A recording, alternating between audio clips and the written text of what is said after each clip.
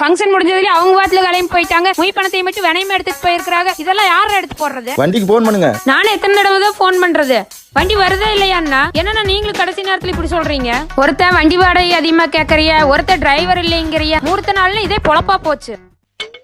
அக்கா என்னடா பாத்திரம் எல்லாம் கழுவியாச்சு. அடுத்த ஃபங்க்ஷனுக்கு பாத்திரம் வேணும்னு ஓனர் போன் பண்ணிட்டே இருக்காரு. சேர் எடுக்கவே இன்னும் வண்டி வரல. பாத்திரத்தை என்ன தலையில தூக்கி வச்சுட்டா போறது? ஏப்பா சீர்வரிசை செட் எல்லாம் ஏத்தன வண்டி புக் பண்ணிட்டீங்களா இல்லையா? அட ஏன்னா நீங்க வேற வண்டியே உடிக்க முடியல. அட இதுக்கு எதுக்கு டென்ஷன் ஆகுறீங்க? காரு, ஆட்டோ, ட்ரக் எல்லாம் ஒரே இடத்துல எடுத்துக்கலாம். அது எங்க இருக்குது? நம்ம விவே டாக்ஸி ஆப்ல தான். காசு அதிகமா வருங்களா?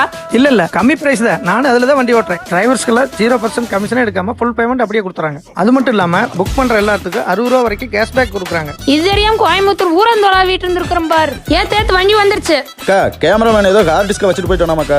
இதை எப்படா கொடுத்து விடுறது? விவே டாக்ஸிலேயே 2 வீலர் பார்சல் சர்வீஸ் ஆரம்பிச்சிருக்காங்க. அதுல புக் பண்ணி டெலிவரி பண்ணிக்கலாம். அப்புறம் என்ன புக் பண்ணி விடுங்க.